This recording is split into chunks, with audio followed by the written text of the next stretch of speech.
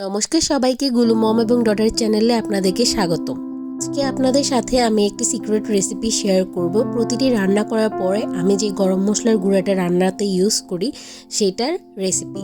এখানে আমি অনেকগুলা সিনামন স্টিক, এটাকে কাঠও বলে আমাদের এখানে, এগুলো নিয়ে নিলাম। এখানে আরও নিয়ে নিয়েছি হচ্ছে জয়ফল, এগুলোকেও ভালো মতো ভেঙে নিয়েছি পুতা দিয়ে। তারপরে হচ্ছে গিয়ে এখানে সবুজ এলাচি নিয়ে নিয়েছি, এগুলো ছোটো এলাচি, এগুলো বড়গুলো না। তারপরে এখানে লং নিয়ে নিয়েছি, সাথে সাদা গোলমরিচ এবং কালো গোলমরিচ নিয়ে নিয়েছি, সাথে কিছুটা শুকনো মরিচও নিয়ে নিব। এখানে মা হচ্ছে গিয়ে শুকনো মরিচগুলোকে ঠিকঠাক করে রাখছিল পলিথিন থেকে ডাটা বেছে বেছে।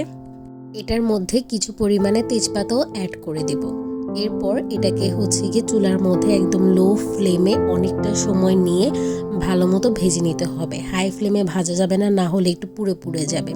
সিনেমান স্টিকগুলোকেও আমরা সেমভাবেই ভেজে নিয়েছি, একটা পুতা দিয়ে ভালো মতো হচ্ছে গিয়ে ছেঁচে ওগুলোকেও ছোট ছোট পিস করে নিয়েছি। এরপরে হচ্ছে গিয়ে আমরা আস্তে আস্তে চুলার ফ্লেম একদম কমিয়ে দিয়ে তারপর ওগুলোকে ভেজে নিয়েছি।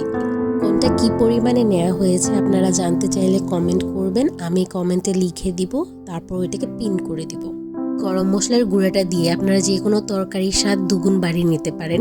স্পেসিফিক্যালি হচ্ছে গিয়ে মাংসের তরকারির স্বাদ খুব ভালো হয় এবং এটা দিয়ে বিরিয়ানিও রান্না করা যায়, আপনারা ট্রাই করে দেখতে পারেন। এবার এটাকে আমরা গুঁড়া গুঁড়া করে নিচ্ছি, আপনারা চাইলে ব্লেন্ডারের মধ্যেও সেম কাজটা করতে পারেন। মা এখানে একটি চালনি দিয়ে ভালো মতো চেলে নিচ্ছে, এটা হচ্ছে গিয়ে আবার যে লাম্পসগুলো থাকবে এগুলোকে ভালো মতো গুঁড়ো করে নেবে। ব্যাস, এবার আমাদের গরম মশলা রেডি। যে কোনো তরকারিতে দিয়ে খেতে খুবই ভালো লাগে। আপনারাও বাসায় ট্রাই করবেন, লাইক কমেন্ট শেয়ার করবেন, আমাদের পাশেই থাকবেন। বাই বাই সবাইকে।